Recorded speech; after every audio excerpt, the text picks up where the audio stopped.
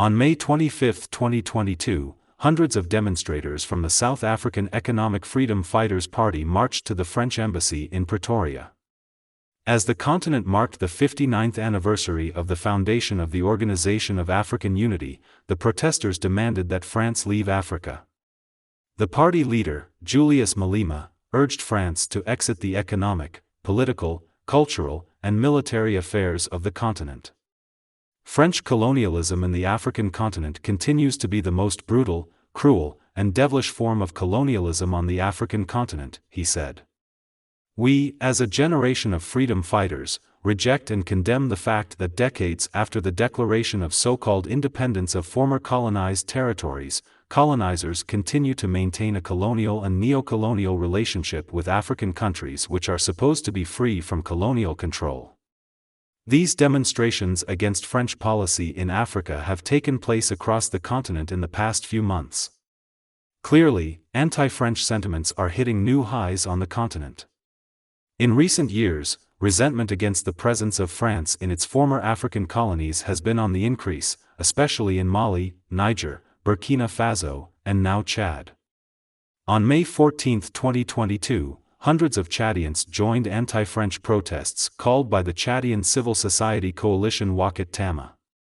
Protesters opposed France's military presence in the country and its support for transitional President Mahamat Idriss Déby Itno, who has been in power since his father's death in 2021. The protesters chanted, "Chad Hurra, France Bara," an Arabic phrase meaning, "Chad is free and France is out." They reportedly attacked symbols of their former colonial power, including several Total petrol stations.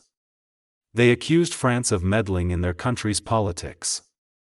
Some argue that the French army is more concerned with the wealth of Chad's subsoil than with the well-being of its people. Idriss Déby Itno led an authoritarian regime for 30 years before being killed in battle on April 20, 2021, during a rebellion in the country's north.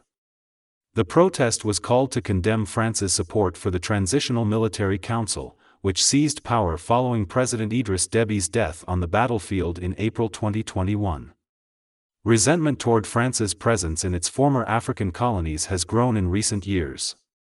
Thousands of French troops have been deployed to fight armed groups linked to the Islamic State and Al-Qaeda in Mali, Niger, Burkina Faso, and now Chad. Despite multiple coup attempts and rebel efforts to destabilize N'Djamena, former Chadian President Idriss Déby Itno's regime lasted 3 decades, with military and financial support from Paris. When rebels backed by Sudan got close to the presidential palace in 2008, the French army intervened and drove them out of the country. 3 years ago, France offered military assistance on land and in the air against another rebel group with a base in Libya on their way to the capital, N'Djamena. According to the Chadian constitution, when Déby died on the battlefield in Nuku town, north of the capital, the head of parliament should have become president. France, on the other hand, supported the installation of the deceased's 38-year-old son, Mohamed Déby, also known as Kaka, as interim president. Many people were outraged by this decision. Paris' unwavering support for the Déby regime, and then for the military and dynastic succession that appears to be gaining traction since Déby's death, has largely contributed to this feeling. The fact that France did not always back military coups in other countries, such as Sudan or Mali, also played a role. Those double standards may have heightened Chadian resentment. There has also been opposition to the government in Doha, Qatar's capital, where peace talks between various rebel groups, including the Front for Change and Concord in Chad, FACT, movement and the Chadian government, are ongoing. Some groups have withdrawn from the talks, and many observers are skeptical that they will result in any meaningful outcome or peace in Chad. France's dirty little fingers are still deeply embedded in its former French colonies. Former colonies, however, are now demanding a restart with their master. Over the last few years, there has been a sharp increase in criticism of France across its former African colonies, fueled by a sense that colonialist practices and paternalistic attitudes never truly ended, and propelled by a flood of social media posts, radio shows, demonstrations, and street conversations. Let's see where else these anti-French sentiments have been registered. Last year, young people protesting in Senegal accused the president of being a puppet of French President Emmanuel Macron, who is running for a second term. They smashed French gas station windows and set fire to French supermarkets. Last November in Niger, soldiers opened fire on protesters shouting, "Down with France," as they attempted to block a French military convoy. According to the Nigerian government, they killed 2 people.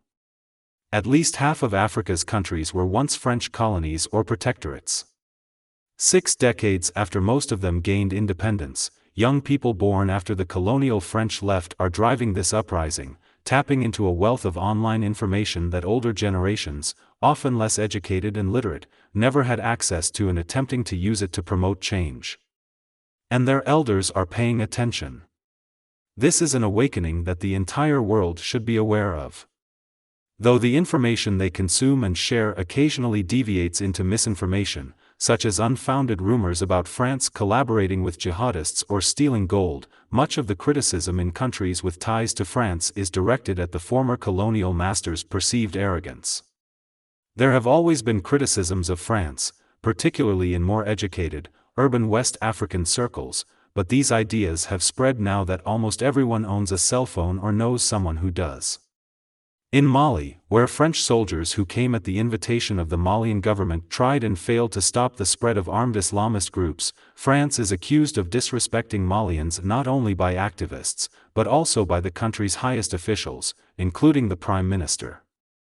As France's influence wanes in its former colonies, recent protests in these countries have seen calls for increased military ties with Russia instead of France. Will there be more former colonies joining the resolution? Will it be televised?